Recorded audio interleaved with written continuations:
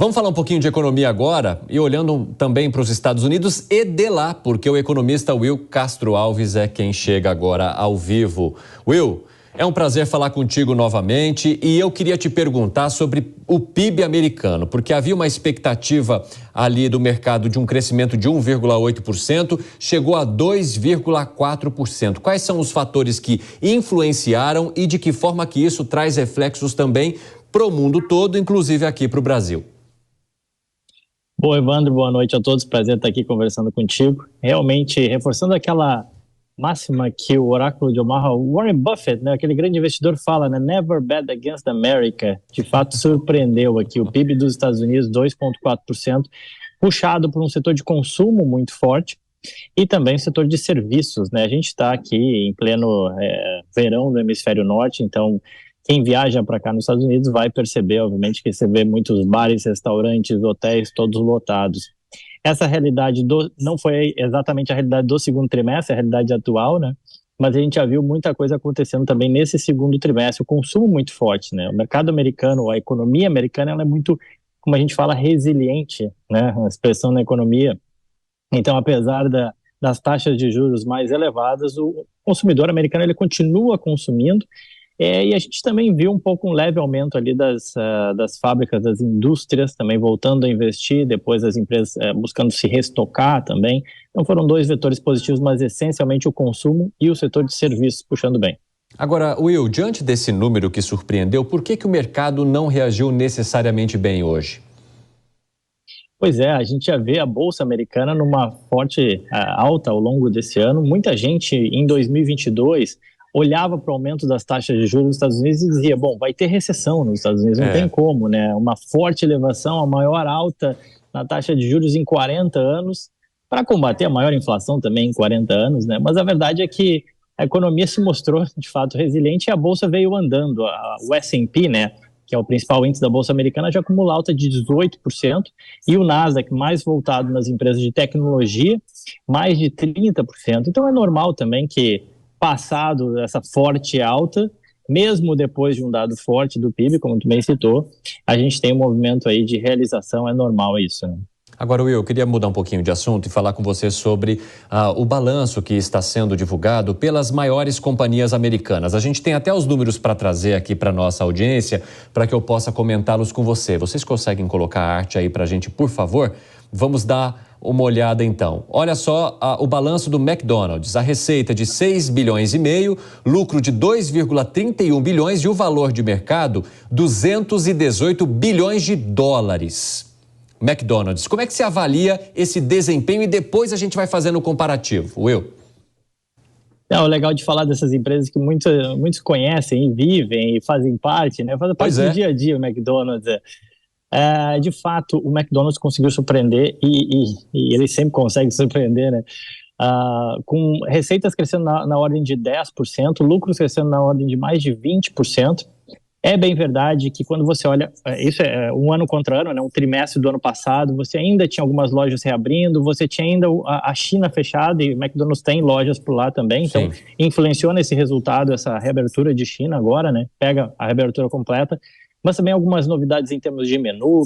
Aqui nos Estados Unidos tem uma promoção que eles fizeram com um milkshake roxo que deu muito buzz nas redes sociais e chamou a atenção, e isso ajudou o McDonald's, que vem com uma novidade, tá? Eles vão começar a testar em algumas geografias aqui nos Estados Unidos já uma nova loja, né? COSMAC seria o nome. Vamos ver, tem novidades por aí. Em dezembro eles vão anunciar essa nova loja com um novo nome, mas com o DNA do McDonald's. Will, vamos para a Meta agora. Dona do Facebook, do Instagram. Receita, 32 bilhões de dólares, lucro, 7,78 bilhões e o valor de mercado, 798 bilhões. Will? Pois é, a Meta realmente surpreendeu, as ações repercutiram positivamente, porque quando a gente volta, dá uns passos atrás, né, o Facebook passou por 3 trimestres consecutivos de queda de receita, né? Muita gente já não tem usado mais o Facebook, eles mudaram o nome para Meta, e a empresa teve que dar uma reorganizada, demitiu muita gente, reduziu muito o volume de investimentos e gastos com o metaverso, né? Muita gente aqui nos Estados Unidos criticou o Mark Zuckerberg, né? O mundo todo caminhando para a inteligência artificial e ele caminhando para esse óculos de realidade virtual, enfim. O Facebook realmente mudou, né? Mudou, pegou o mastro, rodou para cá e realmente conseguiu reduzir custos, melhorar a eficiência, entregar crescimento de receita novamente de 2 dígitos e ainda aponta para essa continuidade de crescimento no próximo trimestre. E aí o mercado gostou e as ações repercutiram positivamente, já sobem mais de 140% somente esse ano. Pois é, o metaverso ele se mostrou mais especulativo do que prático para muitos países, inclusive aqui no Brasil, né? Virou uma discussão, mas não avançou. Eu quero dar uma olhada também na próxima empresa que a gente vai trazer, que agora o Google. Receita, 74,6 bilhões, lucro, 18,37 bilhões de dólares e valor de mercado, 1,65 trilhão. Will.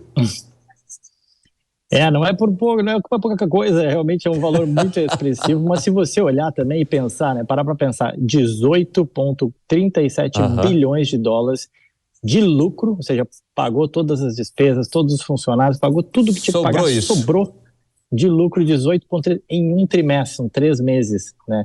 Multiplica isso por 4, você vai ter o lucro de um ano todo. Eu costumo brincar que hoje o Google, é uma brincadeira, mas é verdade, tá? O Google tem dinheiro em caixa suficiente para comprar quase que todos os bancos brasileiros, por exemplo, de tão bizarro, né, o número como é.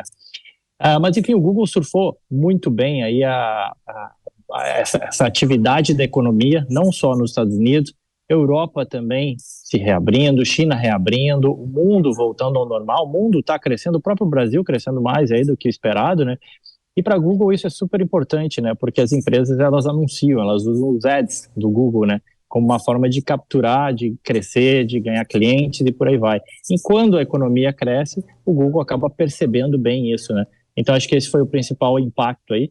Fora isso, algumas novidades no campo da inteligência artificial também, que é algo que aqui nos Estados Unidos já é uma realidade e que o Google trouxe, o mercado gostou e as ações repercutiram positivamente. Também essa é outra que já sobe mais de 40% no ano. Vamos para a última empresa agora, a Microsoft. Microsoft com receita de 20 bilhões, lucro de 24,5 bilhões e o valor de mercado maior que a da Google ainda, 2,6 trilhões de dólares, Will. É verdade. Números mais expressivos, o lucro também maior, é verdade. No caso da Microsoft, o resultado foi bom, mas o mercado não gostou muito. Por quê? As ações caíram ali logo depois do resultado, e isso é normal também, são movimentos de curto prazo. Mas a compreensão do mercado foi o seguinte, né? A Microsoft é a principal player na questão de inteligência artificial, ou a que aparentemente está mais avançada com o ChatGPT e as integrações disso no Microsoft Office, PowerPoint, Excel e tudo mais.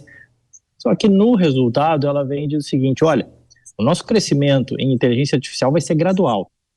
Quando fala em tecnologia, o mercado sempre espera algo exponencial e não gradual, né? E aí isso não agradou muito o mercado, essa ideia desse crescimento mais gradual, mais lento. É pontual, na verdade, as ações da Microsoft também acumulam uma boa alta esse ano. O resultado, conforme eu falei, mostrou crescimento, enfim, a empresa está crescendo, está se desenvolvendo, mas pontualmente, nesse curtíssimo prazo, acaba que as ações não repercutiram tão positivamente assim os resultados. Will, nosso tempo está chegando ao fim, mas eu só queria trazer e que você possa comentar rapidamente, por favor, a comparação que a gente faz. Porque quando a gente olha para o McDonald's, por exemplo, a gente fala, puxa vida, né? Tá em todo lugar, eu tô vendo aqui, eu compro aqui, eu consumo aqui. Só que se você faz a comparação com as empresas de tecnologia, por exemplo, a diferença é gigantesca. Não, sem dúvida, mas se você pensar também ela está em todos os lugares, provavelmente no teu bolso tem o Google aí, né, no teu celular, né, ele está na nossa vida também, o Google, o Microsoft fazem parte, a Meta também, obviamente, né, a gente vive muito nas redes sociais, seguidor aí do Evandro nas redes sociais pois também. Estamos nos seguindo mutuamente. Exato, é uma forma da gente acompanhar, eu uso muito as minhas redes sociais aqui para falar sobre o mercado americano, então assim, a nossa vida está muito ali, né, as empresas estão anunciando ali, no caso do Facebook é um outdoor que o mundo inteiro usa, são 2,6 bilhões de usuários, é impressionante, os números são muito exponenciais e por isso, né, justifica um pouco dessa diferença, né, mesmo o McDonald's ele vale bem menos hoje, por exemplo, que Microsoft, Google ou Facebook. Will Castro Alves, estrategista-chefe aí da Evino, muito obrigado por conversar conosco. Até a próxima. Prazer estar aqui. Forte abraço, Evandro.